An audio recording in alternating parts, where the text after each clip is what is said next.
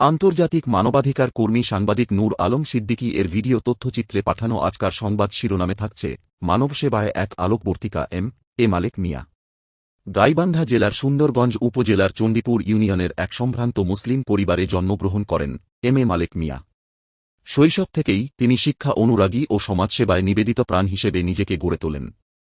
পেশাগত জীবনে তিনি এলজিডি মন্ত্রণালয় বিভাগের একজন ঠিকাদার এবং গাইবান্ধা জেলা চেম্বার অফ কমার্স অ্যান্ড ইন্ডাস্ট্রিজের একজন সম্মানিত সদস্য।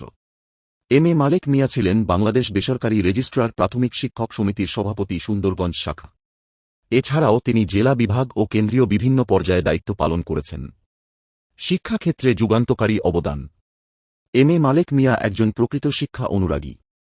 তিনি একাধিকবার চণ্ডীপুর ইউনিয়নে চেয়ারম্যান পদে নির্বাচন করেছেন। ব্যাপক হারে জনগণ সাড়া দিয়েছিল।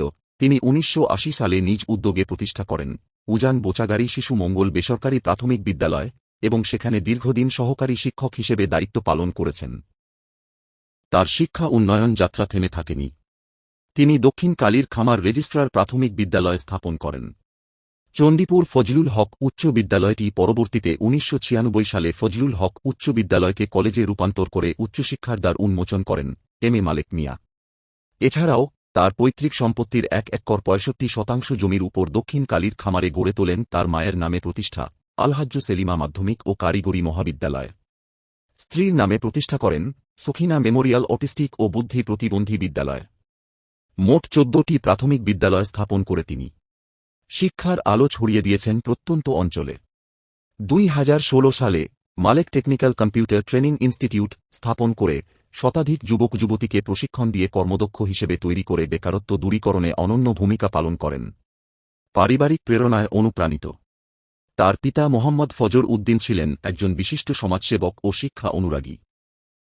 বাবার স্মৃতিকে সম্মান রাখতে তিনি প্রতিষ্ঠা করেন ফজর উদ্দিন স্মৃতি পাঠাগার ও ক্লাব অবলিক সংস্থা, যার মাধ্যমে পিছিয়ে পড়া মানুষদের কর্মসংস্থান সৃষ্টির মাধ্যমে স্বাবলম্বী করা হচ্ছে।